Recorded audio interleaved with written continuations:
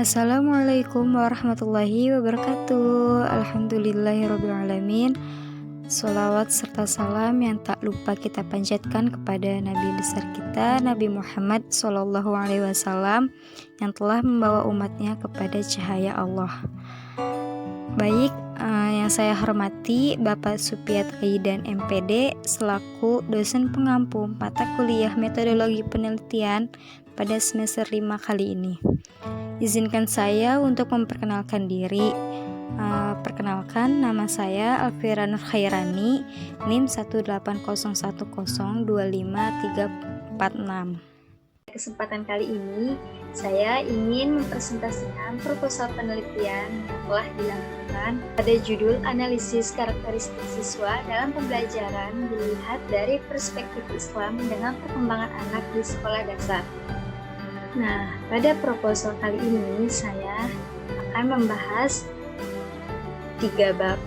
Bab pertama yaitu pendahuluan yang terdiri dari latar belakang, fokus dan subfokus, rumusan masalah, tujuan penelitian, dan manfaat penelitian. Pada bab kedua yaitu kajian teoritis yang terdiri dari deskripsi konseptual, fokus dan subfokus, dan penelitian yang relevan. Kemudian pada bab 3 yaitu metodologi penelitian yang terdiri dari alur penelitian, waktu dan tempat penelitian, latar penelitian, metode dan prosedur penelitian, peran penelitian, data dan sumber data, dan teknik analisis data.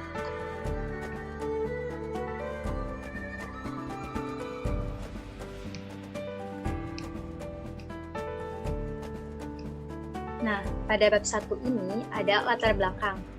Ada beberapa permasalahan, yaitu pendidikan anak sangatlah penting dengan adanya pendidikan karakter di dalam pembinaan konsep moral, sikap moral, dan perilaku moral yang dinyatakan oleh tindakan kebaikan yang perlu diimplementasikan untuk mengatasi sikap anak sekolah dasar. Sehingga dengan tercapainya perkembangan sikap siswa yang optimal, proses pendidikan tidak hanya diserahkan kepada guru di kelas, tetapi memerlukan kerjasama yang baik antar kelompok pendidikan dengan konselor atau ahli di bidang psikologis.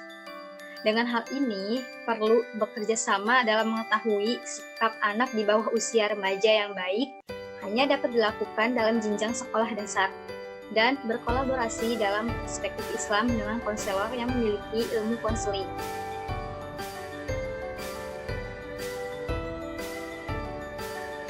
Selanjutnya, pada penelitian kali ini terdapat fokus dan subfokus, yang dimana fokus itu adalah peserta didik dan guru, karena sebagaimana permasalahan yang dialami guru maupun orang tua anak juga sering menjadi pelampiasan kekerasan, baik di rumah, sekolah, maupun di lingkungan sekitar. Setelah diarahkan bagaimana menjadikan diri yang berakhlakul karimah, peserta didik sendiri itu pun harus bisa menerapkan sikap disiplin dengan apa yang sudah diarahkan oleh guru dalam pembelajaran. Selanjutnya ada subfokus, yang dimana salah satu kegiatan belajar pembelajaran bisa terjadi karena adanya interaksi antara guru dan siswa di mana masing-masing memiliki tugas yang saling mendukung.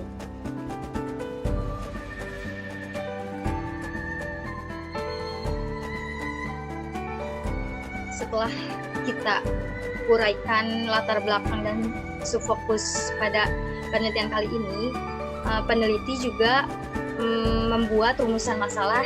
Yang pertama yaitu apa pengaruhnya pendidikan karakter menurut perspektif Islam dengan perkembangan siswa di sekolah dasar. Lalu yang kedua, mengapa perkembangan anak memerlukan pengarahan karakteristik dari pendidikan perspektif Islam dengan pembelajaran di sekolah dasar. Lalu yang ketiga, bagaimana peran seorang pendidik yang akan mengatasi karakteristik dari pendidikan perspektif Islam dengan pembelajaran di sekolah dasar.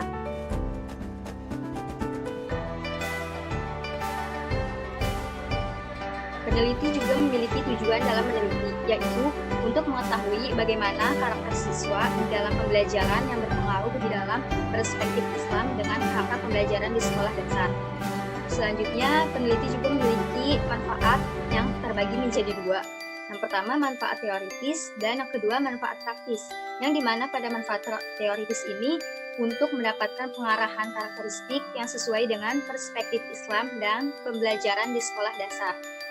Yang kedua, manfaat praktis ini manfaat bagi pengembangan keilmuan secara langsung dapat bermanfaat bagi seorang guru, bagi seorang siswa, dan orang tua.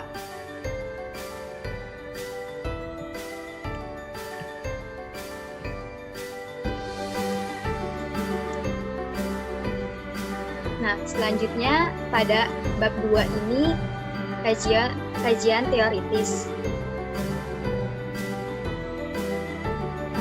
Di mana peneliti itu mendeskripsikan konseptual, fokus dan subfokus yang telah dijelaskan sebelumnya. Pada deskripsi konseptual ini ada pengertian karakteristik dan pendidikan karakteristik. Karakter itu adalah sikap memfokuskan bagaimana mengaplikasikan nilai kebaikan dalam tindakan atau tingkah laku sehingga orang yang tidak jujur, kejam, rakus, dan perilaku jelek lainnya dikatakan orang yang berkarakter jelek. Sebaliknya, orang yang berperilaku sesuai dengan kaidah moral disebut dengan berkarakter mulia. Pendidikan karakter adalah usaha sadar dan terencana untuk membentuk watak atau kepribadian seseorang, menerapkan nilai-nilai dari agama, masyarakat, karena kehidupan individu dan masyarakat serta berbangsa selalu didasari pada ajaran agama dan kepercayaannya masing-masing. Selanjutnya, pendidikan karakter dalam Islam juga berlandaskan kepada Al-Quran dan hadis. Sedangkan menurut pendidikan psikologis, sebaiknya pendidikan karakter dilakukan sejak usia dini yang mempunyai dasar-dasar kebajikan yang ditanamkan sejak usia dini akan menjadi orang dewasa yang tidak memiliki nilai-nilai kebajikan. Pendidikan karakter mempunyai sebuah usaha untuk menerapkan anak-anak yang menjadi pengambilan keputusan dengan bijak dan mempraktikannya di dalam kehidupan sehari-hari.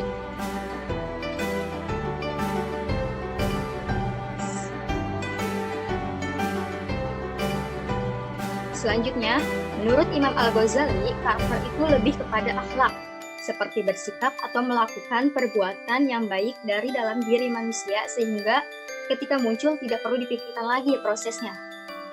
Nah, pada kajian teori ini terdapat nilai-nilai dalam pendidikan karakter. Karakter termasuk ke dalam 9 pilar, yaitu yang pertama, cinta Tuhan dan ciptaannya, yang kedua, kemandirian dan tanggung jawab, yang ketiga, kejujuran, amanah dan bijaksana, yang keempat, hormat dan santun, yang kelima, dermawan, suka menolong dan gotong royong, yang keenam, percaya diri, kreatif dan pekerja keras, yang ketujuh, kepemimpinan dan keadilan, yang kedelapan, baik dan rendah hati, dan yang kesembilan, toleransi, kedamaian dan kesatuan. Nah, di sini juga terdapat nilai karakter terhadap Tuhan meliputi iman, takwa, syukur, tawakal, ikhlas, sabar, dan mawas diri. Selanjutnya, nilai karakter terhadap diri sendiri yaitu terdiri dari adil, jujur, mawas diri, disiplin, kasih sayang, dan bekerja keras.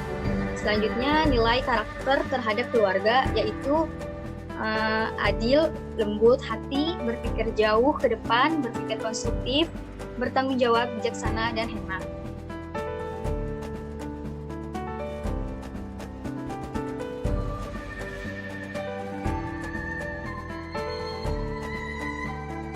Nah, selanjutnya yang B ada penelitian yang relevan, di mana pada yang pertama ini ada konsep pendidikan karakter. Secara umum, belajar karakteristik dapat diartikan sebagai proses perubahan perilaku yang diakibatkan oleh interaksi siswa dengan lingkungan. Perilaku ini mencakup pengetahuan, pemahaman, keterampilan, sikap, dan sebagainya, sehingga kita dapat mengidentifikasi hasil belajar melalui penampilan. Sebagaimana yang dikatakan Kimball dan Bermezi dalam Muhammad Ali, sifat perubahan perilaku belajar relatif permanen. Dan ini pendapat menurut Ali pada tahun 2000 di halaman 14. Selanjutnya, Al-Quran sebagai sumber dasar epistemologi Islam tidak hanya menjadi sumber keimanan, tetapi juga sumber ilmu pengetahuan. Peneliti lebih tertarik pada bagaimana mengembangkan karakteristik pada anak usia sekolah dasar dalam perspektif Islam untuk mengantisipasi anak dari perbuatan menyimpang dan tercela. Karena dengan adanya sikap toleransi yang tinggi, sehingga anak menjadi pribadi dengan cara berpikirnya, tutur katanya, perbuatannya, akhlaknya, tujuan hidupnya, cara memandang dan menimba segala masalah penuh dengan kehati-hatian dan sesuai dengan agamanya. Selanjutnya, yang kedua, ada model pendidikan karakteristik yang dimana telah dirumuskan menurut Majid dan Andayani pada tahun 2012 bahwa model pendidikan karakter adalah model tazkirah yang mempunyai arti secara etimologis berasal dari bahasa Arab zakaro yang berarti ingat dan tazkirah artinya peringatan.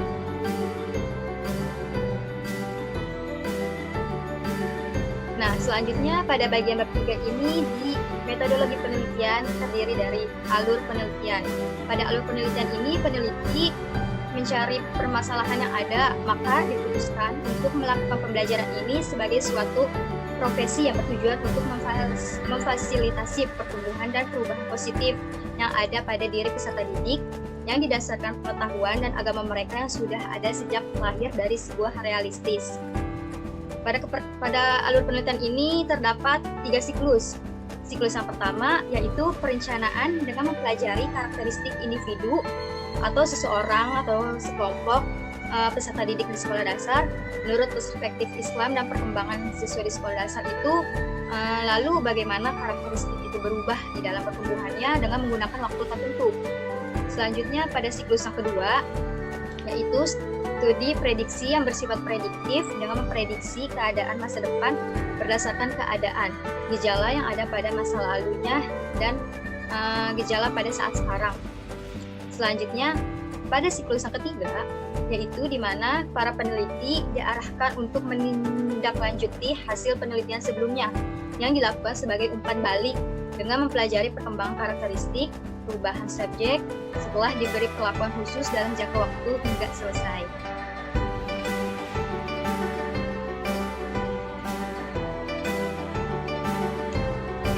Nah, selanjutnya pada waktu penelitian ini peneliti melakukan dalam jangka waktu 4 bulan, yakni dari bulan November 2020 hingga Februari 2021. Latar penelitian pada peneliti ini di dalamnya terkandung dengan teori-teori sebagai kerangka dasar dari ilmu pengetahuan yang akan menyikapinya, baik tersurat dan tersirat di dalam pembelajaran. Tujuan dari belajar merupakan suatu usaha sadar manusia dalam didik dalam upaya meningkatkan kemampuan, kemudian diiringi oleh perubahan dan peningkatan kualitas dan kuantitas pengetahuan manusia itu sendiri. Sebab belajar adalah suatu aktivitas yang terjadi di dalam lingkungan belajar. Belajar juga diperoleh melalui lembaga pendidikan formal dan non-formal. Dan selanjutnya, pada metodologi penelitian ini terdapat metode dan prosedur penelitian, yang dimana metode digunakan peneliti dalam meneliti adalah metode penelitian perpustakaan atau declaration research, yaitu penelitian yang dalam menyelesaikan masalah penelitian menggunakan data-data atau bahan-bahan yang berasal dari perpustakaan, baik itu berupa buku, ensiklopedia, kamus, jurnal, dokumen, dan majalah sebagainya. Kemudian ada peran penelitian. Peneliti ini bertindak sebagai pengumpul data dan juga sebagai instrumen aktif dalam upaya mengumpulkan data-data yang ada di lapangan melalui beberapa istilah selain manusia, berupa dokumen-dokumen lainnya yang dapat digunakan untuk menunjang keabsahan hasil penelitian, namun berfungsi sebagai instrumen pendukung.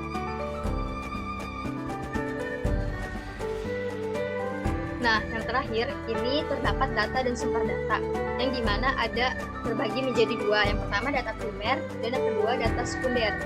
Data primer itu dimana biasanya disebut dengan data yang langsung dari lapangan atau dari tempat penelitian, sehingga peneliti memperoleh beberapa informasi dari lapangan dengan mengamati atau mewawancarai untuk mendapatkan informasi langsung tentang peran guru dalam membangun karakteristik anak di sekolah dasar. Selanjutnya, pada data sekunder ini biasanya data yang diperoleh dari sumber bacaan yang terdiri dari berbagai macam sumber lainnya, seperti buku harian, surat-surat pribadi, rapat perkumpulan guru-guru, serta dokumen-dokumen resmi dari pemerintah. Lalu bisa juga dapat berupa majalah, lampiran-lampiran, hasil-hasil studi, hasil survei, dan tesis.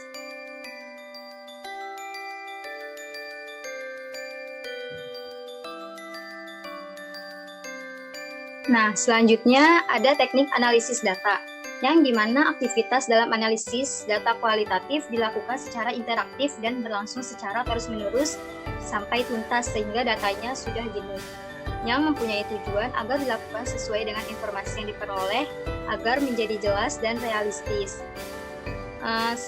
Kemudian, upaya yang dilakukan terhadap data yang meliputi kegiatan untuk mengorganisasikan data dengan memilah menjadi satuan dapat dikelola dan dicari bentuk polanya. Hal ini sangat penting dan akan dipelajari oleh semua kalangan, sehingga peneliti mempunyai gambaran dengan keadaan atau fenomena yang diperoleh, kemudian dianalisis dengan bentuk kata-kata untuk memperoleh kesimpulan dari penelitian ini. Nah, sekian presentasi dari proposal penelitian yang saya lakukan. Kurang lebihnya mohon maaf dan mohon dimaklumi. Semoga dapat diterima baik oleh para pendengar. Dan terima kasih. Wabillahi taufiq wal hidayah. Wassalamualaikum warahmatullahi wabarakatuh.